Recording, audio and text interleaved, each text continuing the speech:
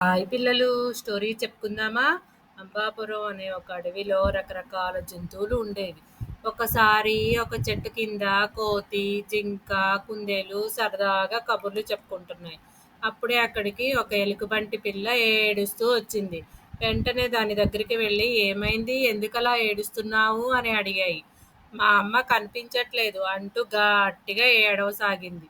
ఎలుక పిల్ల, మీ అమ్మ నీకోసం తేనె తీసుకురావటానికి వెళ్ళి ఉంటుంది, వచ్చేసిద్దిలే అని సముదాయించింది జింక.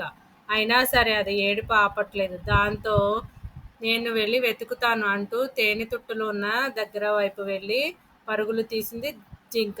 దాని వెనకాలే కోతి కూడా వెళ్ళింది. కొన్ని గంటల తర్వాత అవి తిరిగి వచ్చాయి. చాలా చోట్ల వెతికాం, కానీ మీ అమ్మ ఎక్కడా కనిపించలేదు. రేపు ఉదయం వరకు చూద్దాం, రాకపోతే మళ్ళీ వెతుకుదాం అన్నాయి. ఎలుకపిల్ల ఇంకోసారి అమ్మా అంటూ బాగా ఏడటం మొదలుపెట్టింది.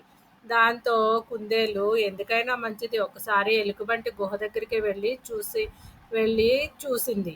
లోపల హాయిగా గురకబెట్టి నిద్రపోతుంది ఎలుక. కుందేలు తిరిగి వచ్చి, మీ అమ్మ గుహలోనే ఉంది కదా అంది. అవునా, అయితే నన్ను మా గుహ దగ్గరికి తీసుకువెళ్ళవా అంది అమాయకంగా ఎలుక పిల్ల.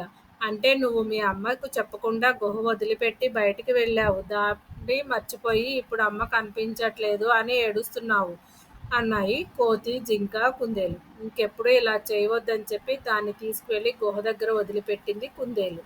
Thank you friends.